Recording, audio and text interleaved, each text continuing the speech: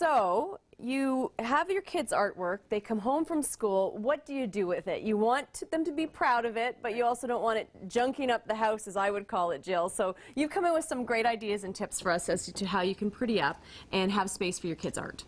My kids are 4 and 7, JK in grade 2, so they come home with a lot of things. And it's difficult to know how to display it so that they do feel proud of it, like you said, but then you still feel comfortable in the space because it's not all over the fridge, right? Yes, which is key. Right. So in our house, we've got this little craft table, and I usually place this right on the table for them.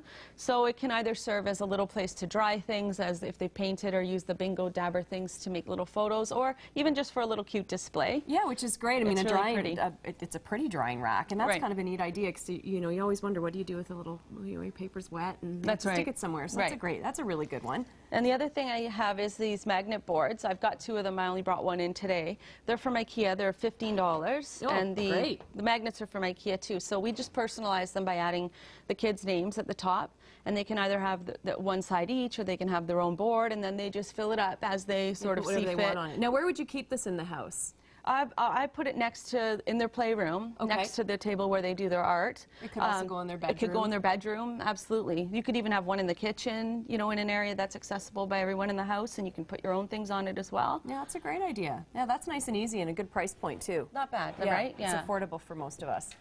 Now, this is really neat, and I love this. This is a plain white frame, but how pretty does that look? Plain white frame from IKEA, exactly. And the neat thing about these frames is they're quite sizable, so you can fit bigger pieces of art in it. That's a little canvas we got from the dollar store that my daughter painted one afternoon. So we just framed it up, and then, like I said, she feels proud of it, and it becomes artwork in your house, right? It's a bit of color. Yeah, and easy to change up as well if you want to put different pieces in, switch it up every so often. And just to show you a little bit of how much I really don't like the stuff on the fridge, that's what the back of my front door currently looks like. So you allow it on the back of the front door? On the back of the front door, yeah. Guests can still see it, they can still see it, they can reach it, they can move it around, and that's a great idea. Right.